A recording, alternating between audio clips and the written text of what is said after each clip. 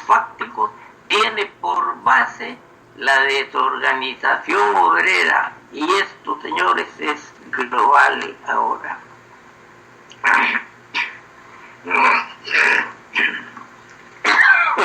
Perdón.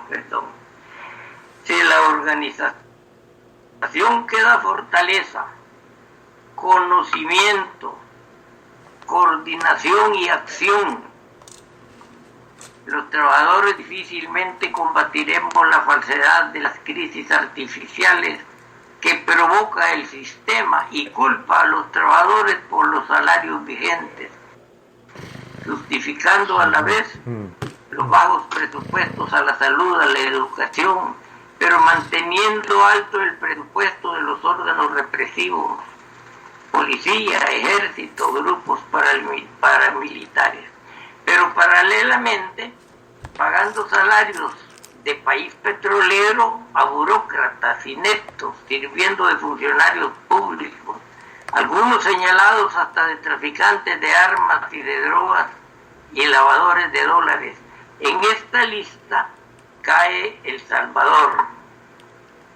Estoy denunciando la despiadada explotación al pueblo de los Estados Unidos y por ende al mundo entero, por ese extranjerismo racista y depredador que gobierna Estados Unidos, y para compararnos nosotros dentro de ese concepto que también El Salvador es explotado por esa gente. Pueblo al que hacen que pague por trabajar.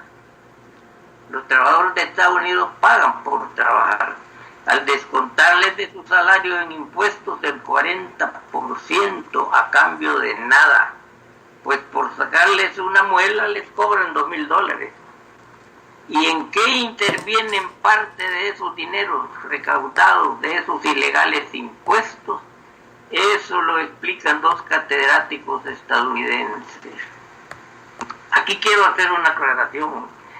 En este libro estos catedráticos prohíben que se extraiga, que se publique, que se escribe cualquier artículo o nota de los que ellos han publicado en ese libro.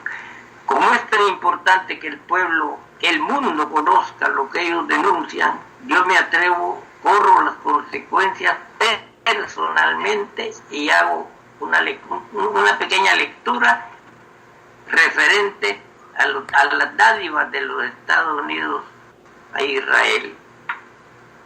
Esto está escrito por dos profesores universitarios estadounidenses, John Mearsheimer y Steve Wall, quienes nos explican sobre la ayuda económica más grande que se da a cualquier otro país del mundo.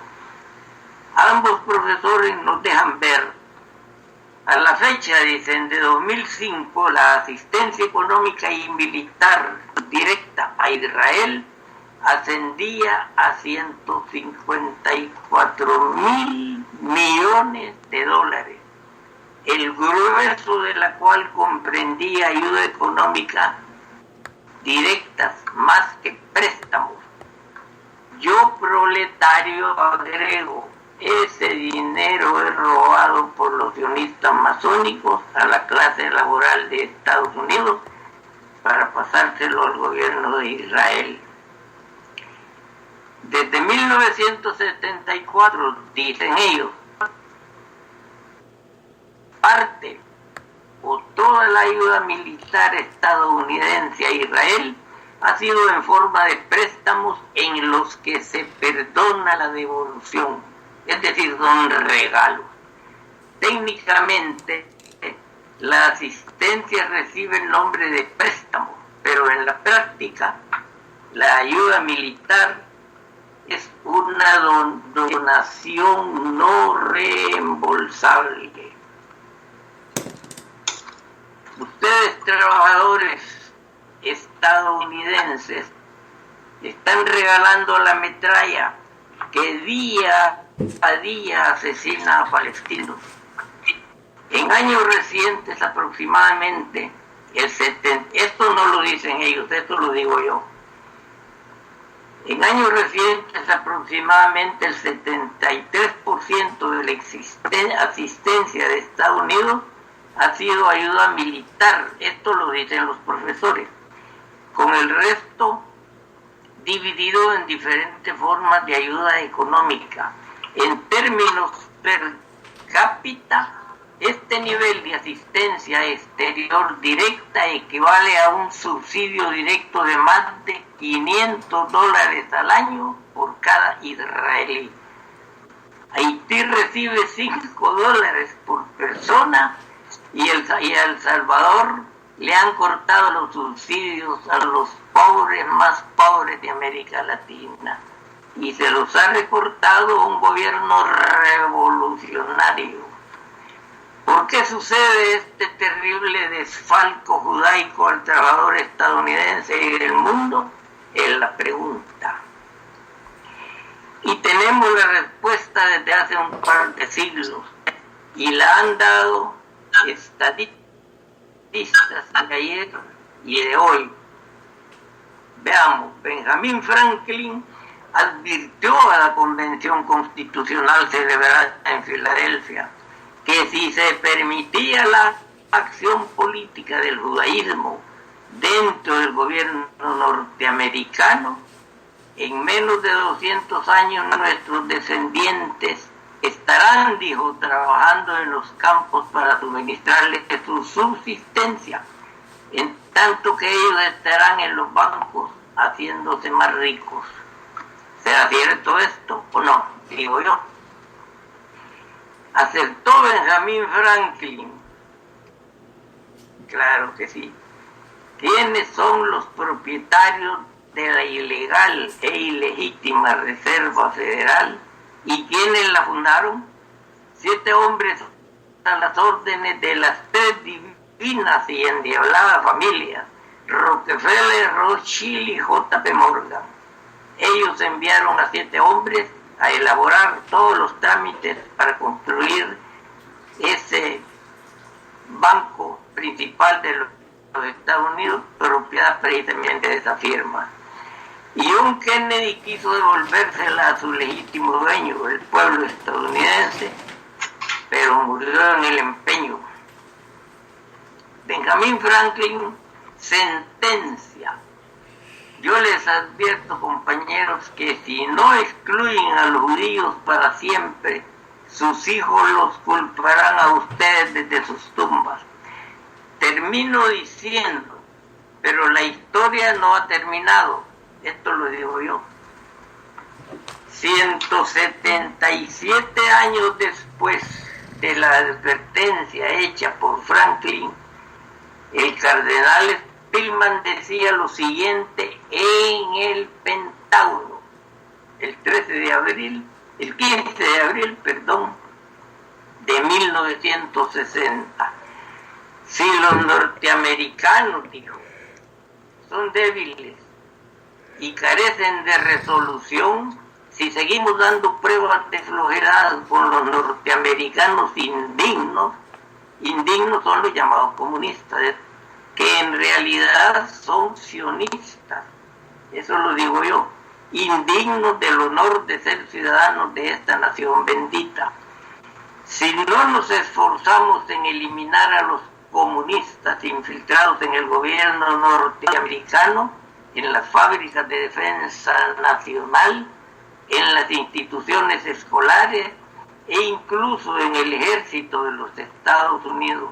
Si seguimos así, llegará el día en que nuestro país, tan rico y bello, será saboteado, y no solamente por enemigos procedentes del exterior, sino con la colaboración de individuos con cuchillos con 2 filos, que pretenden ser ahora patriotas norteamericanos. Ya sabemos, digo yo, a quiénes se refería el cardenal Spellman. El cardenal pues se refiere al sionismo masónico disfrazado de comunistas, grupos de poder sobre el gobierno estadounidense, a los cuales ningún candidato o candidata a la presidencia criticará jamás la dependencia del gobierno nominal a estos grupos de poder o establecimiento. Y al hablar de los grupos de poder se refería el cardenal al establecimiento, el Pentágono, los dos partidos en el Congreso, el Departamento de Estado, el lobby israelí, el Consejo de Relaciones Exteriores, el Club Bilderberg. Conocemos otro mortal enemigo de los trabajadores. Esta es la dirección de la Federación Americana del Trabajo, Congreso de Organizaciones Industriales, o sea, la AFL-CIO, como decimos aquí, trabajando de la mano con la CIA,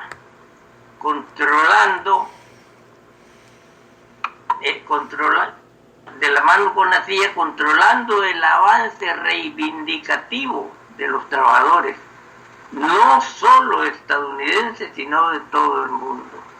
Pero además la AFL-CIO es una fuente de fuertes ingresos para el sostenimiento del Partido Demócrata, para que éste siga engañando al pueblo estadounidense, especialmente al pueblo laborioso, a los obreros. El tiempo ha llegado es tiempo de llegar a la lucha ideológica y política.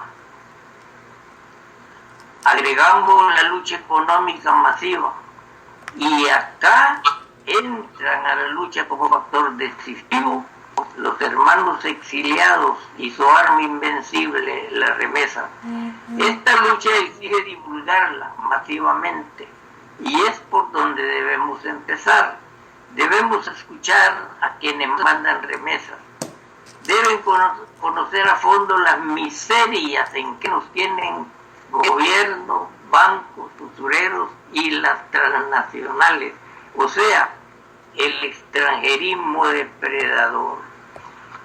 Es decir, yo llegaría hasta aquí, pero me interesa si realmente estamos verdaderamente interesados en detener a estas mafias, a estos pocos hombres y mujeres como la Clinton, por ejemplo, y otra serie de mujeres funcionarias de los Estados Unidos, que tal vez, dándoles el beneficio de la duda, tal vez ellas y algunos de ellos ignoran hasta dónde su trabajo está presionando, está llenando de hambre, de desdichas a prácticamente todo el mundo. Tal vez crean que están haciendo bien, tal vez habría que explicarles en qué funciones desempeña su trabajo, no a favor de la clase trabajadora mundial, sino en contra de la clase trabajadora, y explicar ese crimen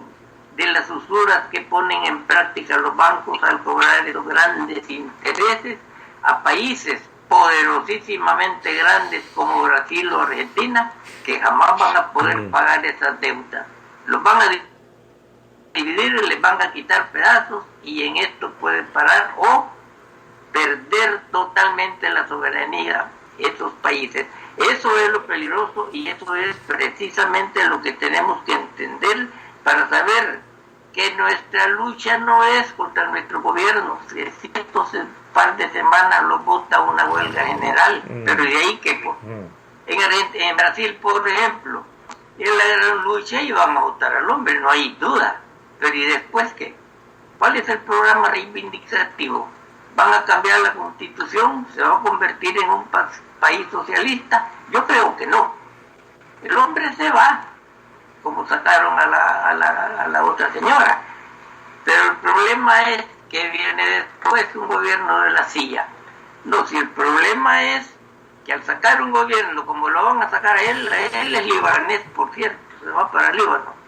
Pero son los pueblos los que tendrían que elaborar su propio marco jurídico, su constitución, ya no confiar en estas asambleas, todo tiene que cambiarse. Si el peligro más grande, la explotación más grande, el crimen más grande que tenemos nosotros está ubicado precisamente en las asambleas legislativas, y yo les pongo, por ejemplo, El Salvador. Gracias, Pablo.